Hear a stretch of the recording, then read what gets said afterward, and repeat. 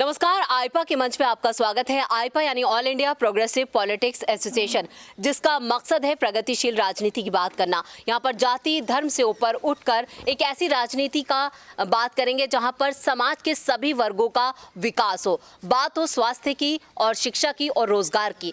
और 2022 विधानसभा चुनाव बिल्कुल नज़दीक, और ऐसे में यहाँ पर प्रदेश का पारा या कहें कि जो चुनावी पारा है वो लगातार बढ़ता जा रहा है। लोगों ने कमर कस ली है। अभी चुनावों की तारीखों का ऐलान नहीं हुआ है, लेकिन इस वक्त मैं दादरी विधानसभा क्षेत्र के ही कैलाशपुर गांव में मौजूद हूं और कई गांवों के लोग यहां पर हमारे साथ मौजूद हैं। और पथिक जनशक्ति पार्टी की तरफ से ये जनसभा बुलाई गई है, जहां पर कई लोग हैं। उनसे भी जान लेते हैं कि उनके क्या विचार हैं, उनका क्या मत है और उनके इस इलाके में कौन से ऐसे कार्य हैं जो मौजूदा सरकार ने नहीं कराए हैं। आपका नाम क्या सर? राजकुमार महलू। राजकुमार जी, आप क्या देखते हो यहाँ पर? तो मैं यहाँ क्या देखता हूँ कि जो भी कंपनी यहाँ शुरू में आती है वो एग्रीमेंट करती है कि हम ज़मीन लेने वाले को नौकरी देंगे। जैसे ही वो ज़मीन को रिक्वायर करती है उसके बाद वो अपने रूल लागू कर देती है कि हम 200 किलोमीटर दूर के लोगों को लेंगे, पास वालों को नहीं लेंगे। जिनसे ज़मीन ली है उनको भी नौकरी नहीं देंगे। तो मैं ये सरकार से पूछना चाहता हूँ, जो सरकार सबका शोषण कर रही है, ज़मीन तो क्षेत्रीय लोगों की ले रही है, वहाँ पर जो निर्माण किया है रेता बजरी सीमेंट जो मज़दूर वो भी क्षेत्रीय लोग। जब रोज़गार देने की बात आती है बोले 200 किलोमीटर दूर वालों को देंगे हम रोज़गार, 200 किलोमीटर तक के लोगों को नहीं देंगे। जब 200 किलोमीटर तक के लोगों को आप रोज़गार नहीं दे रहे तो ज़मीन भी 200 किलोमीटर दूर वालों से लो। तो इसकी सीधा जिम्मेवार है सरकार। ये जो आज भाजपा सरकार है ये एक नंबर की तानाशाह सरकार है। ये सभी वर्गों का शोषण कर रही है और एक नंबर की झूठी सरकार है जी। चलिए, आपका क्या नाम सर? मेरा नाम राजवीर पहलवान। राजवीर जी, आप क्या देखते हैं यहाँ पर सबसे ज़्यादा, जिस तरह से इन्होंने कहा कि रोज़गार यहाँ पर एक बड़ा मुद्दा रहने वाला है, ख़ासतौर से जिनकी ज़मीनें एक्वायर की गई हैं उनसे जो वादे किए गए थे वो वादे फुलफिल नहीं किए गए। आपका भी यही मानना है? बिल्कुल यही मानना है।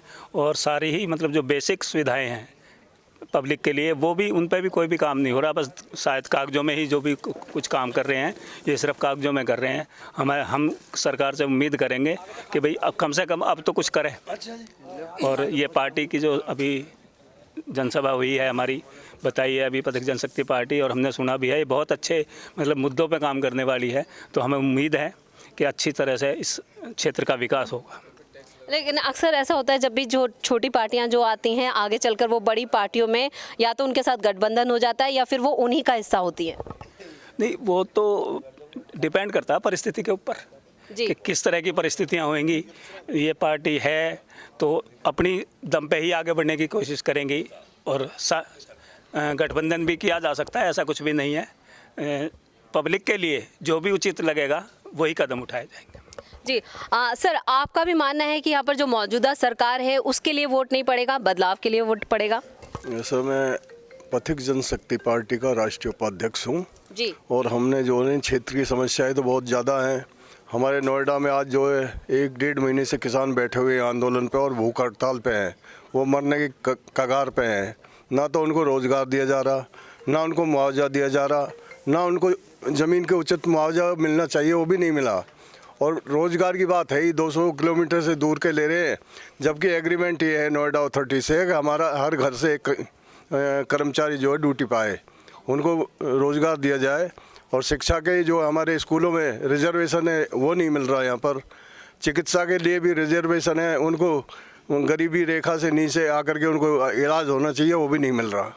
तो ये बहुत बड़े मुद्दे हैं। पथिक जनशक्ति पार्टी इस पर जो है अपना तन मन धन से काम करेंगे, अपने समाज के लिए काम करेंगे, युवा वर्ग के लिए, बेरोजगारों के लिए खासकर काम करेंगे।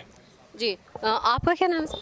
मेरा नाम संजय मुखिया जी है और मैं पथिक जनशक्ति पार्टी के लिए ये कहना चाहूँगा, अगर पथिक जनशक्ति पार्टी की सरकार इस प्रदेश में बनती है तो सबसे पहले रोज़गार का प्रबंध कराएगी। और दूसरा, ये जो टोल लिया जाता है रोड पर, लेकिन वो रोड टोल लायक नहीं होते हैं, गड्ढे होते हैं रोडों में, वो टोल नहीं लिया जाना चाहिए।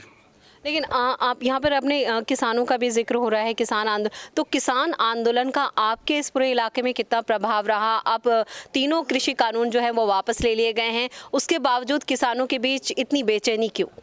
देखो, ये सरकार की बहुत बड़ी गलती है। सरकार को कम से कम किसानों को 1 साल रोड पे बैठा के रखा है। अगर उन्होंने तीनों कृषि कानून वापस लेने थे तो उन्होंने शुरू में 1 हफ्ते के अंदर ही तीनों कानूनों को वापस लेना चाहिए था। यानी कि उनकी कुछ मजबूरी बनी, जब चुनाव यूपी में आया तो उन्होंने कृषि कानून वापस लिए। कुल मिलाकर आप ये सरकार पर ये आरोप लगा रहे हैं कि चुनावों की वजह से वो कृषि कानून वापस लिए गए, और लेकिन जो वादे किए गए हैं, चाहे वो एमएसपी पर हो या रिटर्न में लिख के दिया हो, वो भी एक छलावा।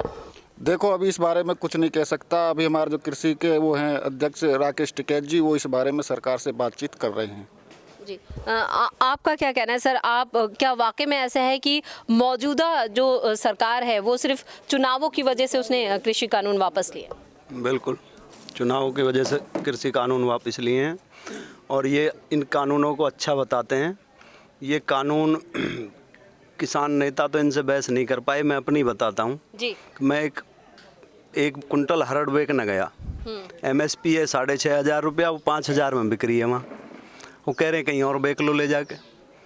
तो ये समस्या किसानों की इस ज़िले में, किसानों की, मजदूरों की, स्थानीय बेरोजगारों की, और स्थानीय निकाय जो हमारे ख़त्म किए हैं बीजेपी सरकार ने जी, उसकी, इन सब के ऊपर ये वोट पड़ेंगी इस ज़िले में।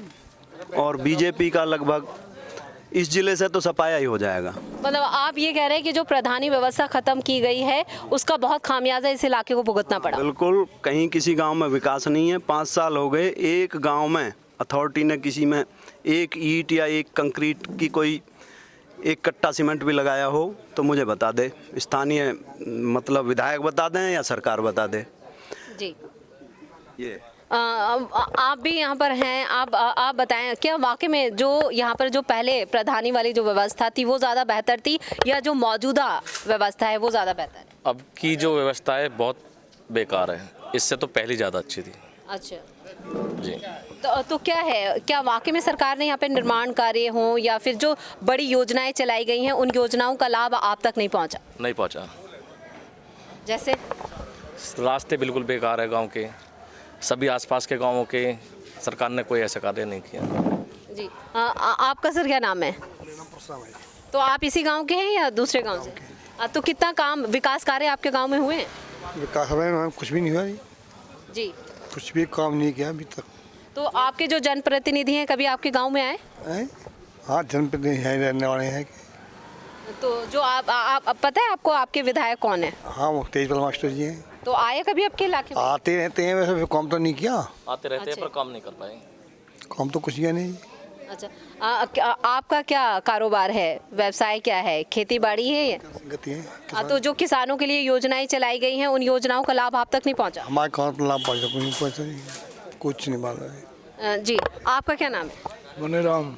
क्या वाकई में सरकार ने काम नहीं करा है? कुछ भी नहीं कराया जी, कतई। ये जाकर देख लो, नाला भी टूटा हुआ है। कई महीनों से मैं एनसीआर में ही रह के चाईपुर में जी, अपने संगठन को धार दे रहा हूँ। थोड़े अपने नए नए युवा साथी मैंने संगठन में जोड़े हैं, और गांव-गांव जाके मैंने निरीक्षण भी किया है। कहीं विकास नाम की चीज़ नहीं है। मैं तो दावा करता हूँ अगर कोई विकास के नाम पे कोई काम हुआ, हम भी देखें कि विकास कितना बड़ा हो गया, वो कहाँ से चल के आ रहा है, विकास कहाँ है, हमको कहीं आज तक नहीं। सर, जितने जो आरोप लगा रहे हैं, क्या आप भी इससे सहमत? वर्तमान में जो सरकार है, इस सरकार के हम पूर्ण रूप से विरोधी हैं। इस सरकार ने सिर्फ और सिर्फ झूठ के पुलिंदों के बेस के ऊपर बन के ये सरकार यहाँ बनकर आई है। हिंदू मुस्लिम का ये लोग कार्ड खेलते हैं। 34 करोड़ के आसपास पॉपुलेशन है इंडिया के अंदर मुस्लिमों की। मैं आप ही से जानना चाहता हूँ कि इनके पास कौन सी ऐसी ताकत है कि जो निकाल के ये मुस्लिम भाइयों को यहाँ से भगा देंगे। और प्रैक्टिकली जो हम लोग जो हैं गुजर जाति से बिलोंग करते हैं, but I am a not a caste. मैं एक जाति नहीं हूँ, ये गुजर एक जाति नहीं है। प्रैक्टिकली गुजर अगर आप पूरे हिंदुस्तान में अपने इस चैनल के माध्यम से घूमेंगे तो practically we are a religion in the world. एक संसार के अंदर ये गुजर बहुत बड़ा धर्म है। हम हिंदू भी हैं, मुस्लिम हैं, सिख हैं, ईसाई हैं, जैन हैं, पाटिल हैं, पटेल हैं, महाजन हैं, देशमुख हैं, बहुत सारी अन्य शक्लों में। ये लोग हमें पहचान भी नहीं पाएंगे कि ठीक है ये प्रतीक जनशक्ति पार्टी को कौन लीड कर रहा है। तो आने वाले समय में ये एक बहुत बड़ा एक व्यवस्था परिवर्तन प्रतीक जनशक्ति पार्टी के माध्यम से आपको इस देश में देखने के लिए मिलेगा। भले ही इस बार हमारी ताकत कुछ कम रह जाए, लेकिन जो कैडर है, जो राष्ट्रीय एकता मिशन में जो हम लोग काम कर रहे हैं, हमने जो अपने साथ लाखों लोगों को अपने कैडर में तैयार किया है।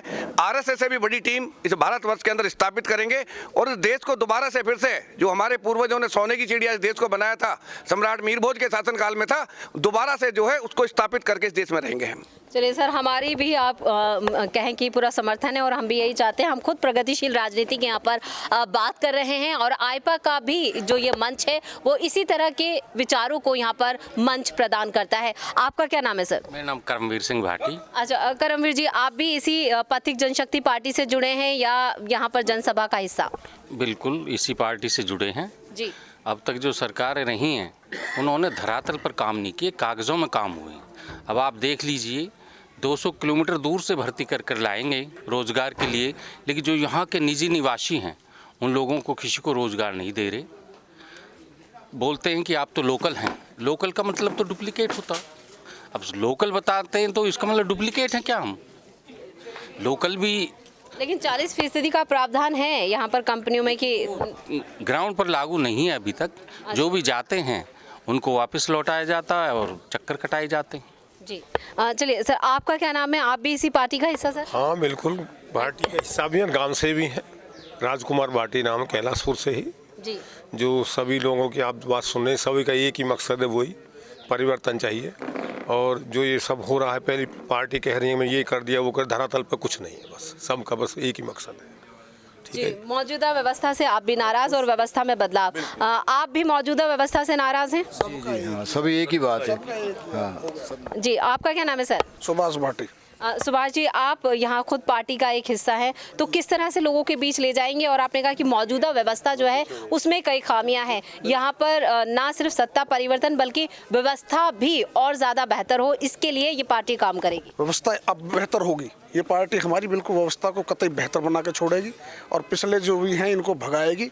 इनने महंगाई इतनी कर दी है, सिलेंडर देख लो और कोई चीज़ देख लो, महंगाई के मुद्दे पे भी इन लोगों ने बिल्कुल लोगों की जान निकाल दी है। लेकिन आप क्या करें, प्रधानमंत्री मोदी हो या योगी हो, दोनों के बड़े दावे हैं कि यहाँ पर उज्ज्वला कनेक्शन के तहत जो गैस सिलेंडर दिए गए हैं तो सब झूठे वादे हैं, ऐसा कुछ नहीं हुआ। तो आपके घर तक नहीं पहुंचा, इस गांव के लोगों तक नहीं पहुंचा? नहीं पहुंचना कुछ। तो समस्याएं कई हैं यहाँ पर, और जो प्रधानी व्यवस्था पहले इस गांव तक थी या कहीं इस इलाके में थी, वो ज़्यादा बेहतर लोग बताते हैं कि यहाँ पर जो उनके जनप्रतिनिधि थे अपनी समस्याओं को लेकर ये आसानी से चले जाते थे और वो समस्याएं सुलझ जाती थी। लेकिन अब अथॉरिटी के चक्कर लगाने पड़ते हैं, टाइम काफ़ी लगता है और समस्या जस की तस बनी रहती है। तो व्यवस्था, ना सिर्फ सत्ता परिवर्तन बल्कि यहाँ पर व्यवस्था परिवर्तन की भी ये लोग मांग कर रहे हैं। आपको हमारा ये वीडियो कैसा लगा, आप नीचे कमेंट बॉक्स में अपनी राय दें और इस वीडियो को ज़्यादा से ज़्यादा लाइक करें और शेयर करें। चैनल को सब्सक्राइब करना ना भूलें।